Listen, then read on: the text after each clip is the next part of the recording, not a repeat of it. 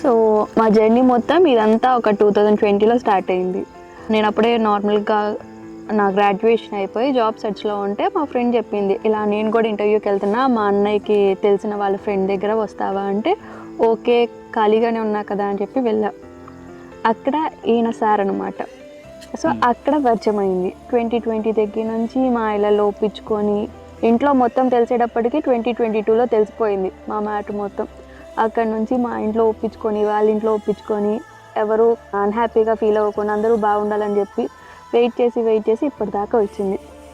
యాక్చువల్గా తను చెప్పినట్టు విషయం ఏంటంటే, మనకి సొసైటీలో చాలా చూస్తూనే ఉన్నాం మనం. ఇంటర్ క్యాస్ట్ మ్యారేజెస్ కానీ లేదంటే ఇట్లా జరుగుతూ ఉన్నాయి మా లవ్ వచ్చేసరికి.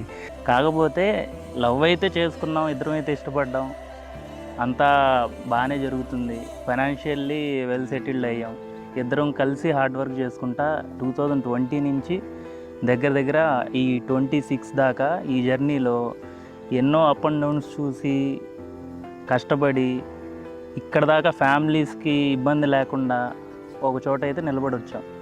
కాకపోతే పెద్ద టాస్క్ ఏమైందంటే, ఈ 5 నుంచి 6 ఏళ్ల జర్నీలో మేము మ్యారేజ్ చేసుకోవడానికి అటు సైడ్ వీళ్ళ ఫ్యామిలీని ఎలా ఒప్పించాలి, లేదంటే మా ఫ్యామిలీని ఎలా ఒప్పించాలి, ఇద్దరు యాక్సెప్ట్ చేసి మాతో కలిసి ఉండాలనే ఒపీనియన్తోనే మేము దాదాపు ఒక 1.5 year 2 years నుంచి వెయిట్ చేస్తూ వచ్చాం.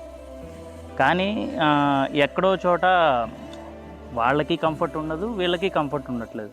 మీరు మ్యారేజ్ చేసుకోవాలనుకుంటే మీకు నచ్చినట్టు మీరు వెళ్ళిపోండి, లేదు అని అంటే మీ ఇద్దరు ఇష్టపడ్డారు కదా, ఏజ్ ఇద్దరు చిన్నపిల్లలేం కాదు పెద్దవాళ్లే కదా, మీకు నచ్చింది మీరు చేసుకోండి, మాతో ఏముంది, ఇట్లాంటి మాటలు చాలా వచ్చాయన్నమాట ఫ్యామిలీస్లో.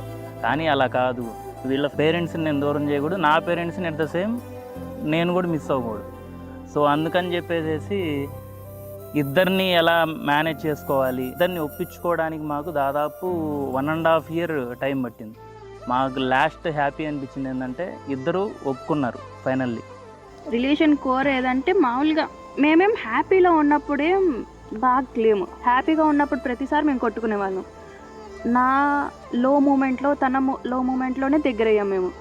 వాళ్ళు ఒప్పుకోకపోతే మేము ఇంత హ్యాపీగా మ్యారేజ్ చేసుకోకపోవచ్చు, కానీ ఒప్పుకున్నారు కాబట్టి ఇప్పుడు మేము అటు వాళ్ళని సాటిస్ఫై చేస్తున్నాం, ఇటు మేము సాటిస్ఫై అవుతున్నాం. మా లవ్ స్టోరీ అయితే అందరి లవ్ స్టోరీలానే కామన్గా కొట్టుకోవడాలు ఉంటాయి, తిట్టుకోవడాలు ఉంటాయి, కలిసిపోవడాలు ఉంటాయి. సో ఏదన్నా కానీ ఫైనల్లీ మేము మా లవ్లో అయితే గెలిచామని చెప్పుకుంటాం. చాలామంది మమ్మల్ని చూసిన ప్రతి ఒక్కళ్ళు, మా ఫ్రెండ్స్ అవ్వచ్చు, మాతో జర్నీ చేసిన చాలామంది కూడా ఇవన్నీ మనం చూస్తూ ఉంటున్నాం, పెళ్లి దాకా వెళ్ళరు. ఫైనల్లీ వాస్తవం ఏంటంటే వీళ్ళకి పెళ్లి దాకా వెళ్తారా, వీళ్ళు చేసుకోగలుగుతారా, లేదంటే కలిసి ఉంటారా, కలిసి ఉండరా, మమ్మల్ని చూసిన వాళ్ళు చాలామంది అనుకున్నారు. ఈరోజు అయితే మీతో కలిసి ఇంత హ్యాపీగా ఉంటున్నామంటే మీకే అర్థమవుతుంది అది మేము ఏం అచీవ్ చేసామనేది.